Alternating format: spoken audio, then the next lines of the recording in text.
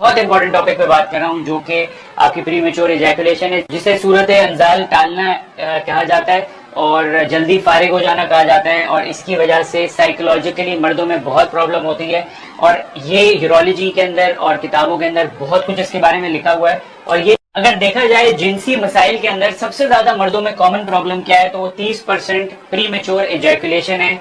इनको ये जिनसी मसाइल बहुत प्रॉब्लम है, टाइमिंग का प्रॉब्लम है, जल्दी फारिग होने का प्रॉब्लम है और ये एक बहुत सीरियस इशू है क्योंकि इसकी वजह से घर तबाह हो जाते हैं, डाइवोर्सेस हो जाती हैं, साइकोलॉजिकली भी सही नहीं है। और इसको आप नेचुरल चीजें हम अपनी सोसाइटी में डिस्कस करने से परहेज करते हैं क्योंकि अच्छा नहीं समझा जाता, लेकिन ये एक जेन्युइन प्रॉब्लम है। लोग इसकी वजह से सुसाइड कर लेते हैं, लोगों की घर तबाह हो जाते हैं। जो हम बिस्तरी होती है वो तकरीबन 2 से 10 मिनट की होती है। एवरेज टाइम कहते हैं कुछ लोग 4 से 5 मिनट होता है, इसका डिपेंड करता है हर किसी। लोग कहते हैं कि 2 मिनट से पहले अगर आप फारिग हो जाएं, या कुछ लोग कहते हैं कि 1 मिनट से पहले आप फारिग हो जाएं तो इसको प्री मेच्योर इजैकुलेशन कहते हैं। कुछ लोग ये कहते हैं कि टाइमिंग मैटर नहीं करती, सेटिस्फेक्शन मैटर करती है दोनों पार्टनर्स की। तो अच्छा आपने अगर फोर्ट प्ले किया हुआ है, बाकी चीजें तो भी सेटिस्फेक्शन है क्यों है। सबसे पहली चीज तो ये है, इसमें 2 किस्म की चीजें होती हैं। एक होती है कि शुरू से ही आपको ये प्रॉब्लम है, एक होती है पहले आप नॉर्मल थे और अब आपको ये शुरू हो गई है, तो दोनों में काफी फर्क है। लेकिन होती क्यों है, जो आपके आजा है ना उसकी सेंसिटिविटी बड़ी हो सकती है, आपके आजा की सेंसिटिविटी बड़ी हुई है।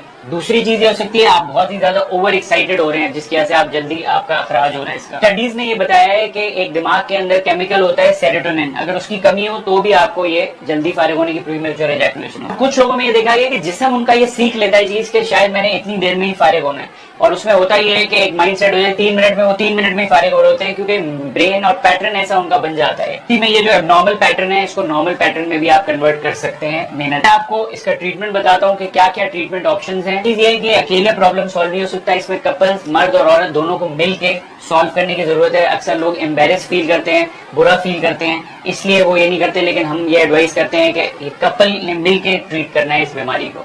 जल्दी में ना रहें, रिलैक्स करें, मूड अच्छा रखें, एनवायरनमेंट अच्छी रखें, स्ट्रेस और टेंशन में ना रहें, लाइफस्टाइल मॉडिफाई करें, एक्सरसाइज करें, वॉक करें, वेट कम करें, पेट पे चर्बी कम करें, तो इससे भी चीजें बेहतर होना शुरू हो जाती हैं। और एक और चीज करें, बहुत से ऐसे फल हैं और सब्जियां हैं जिनके बड़े फवायद हैं, तो उससे भी ये बेहतर हो। ज़हनी दबाव को कम करें और मेल और फीमेल को एक ही पेज पे होना चाहिए इस बीमारी को ट्रीट करने। चीज है कि आपने अपना पैटर्न चेंज करना है। पैटर्न चेंज करने का मतलब ये है कि आपने अपने दिमाग से निकलवाना है कि जी मैंने इतनी जल्दी फारिग हो जाना है, तो उसके लिए आपने ये करना है। ये मेडिकल ट्रीटमेंट लिया जा सकता है। SSRI इनहिबिटर्स एक दवाई होती है, सिलेक्टिव सेरोटोनिन रीटेक इनहिबिटर्स। ये दिमाग के कुछ प्रॉब्लम्स होते हैं उनमें इस्तेमाल होती है, लेकिन देखा गया है कि ये भी प्री मेच्योर इजैकुलेशन जो जल्दी लोग फारिग हो जाते हैं उसको डिले करने में काम करती है। लेकिन इसको आपने लेने से पहले अपने मौलिद से जरूर पूछना है। PDE5 इनहिबिटर्स होते हैं, फॉस्फोडाइएस्टरेज इनहिबिटर्स होते हैं, वो काफी हम इरेक्शन की प्रॉब्लम, जो सख्ती की प्रॉब्लम है उसमें इस्तेमाल कराते हैं।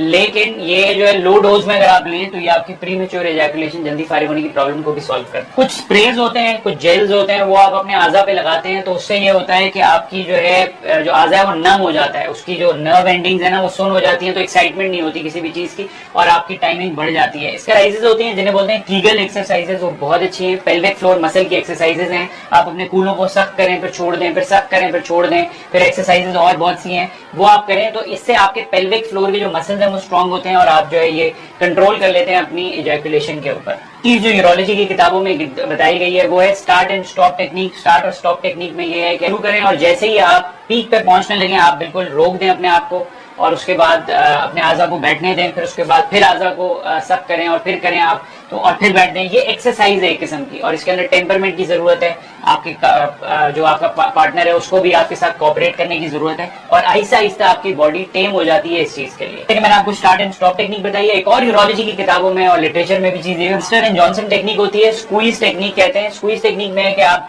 जब सेक्स कर रहे हैं, आप बिल्कुल पीक पे पहुंचने लगे तो आपने आजा को निकालना है। आपका फीमेल पार्टनर जो है वो एक थंब से और उससे अपने आजा को ग्लैंड्स के नीचे उसको दबा दे, प्रेस कर दे। जैसे ही वो उसको प्रेस करेगी तो आपको जो एक्साइटमेंट है वो खत्म हो जाएगी, फिर उसके बाद दोबारा यही करें। तो ये भी आपकी जो स्टार्ट एंड स्टॉप टेक्निक और ये स्क्वीज टेक्निक जो है ना ये भी बड़ी इफेक्टिव है।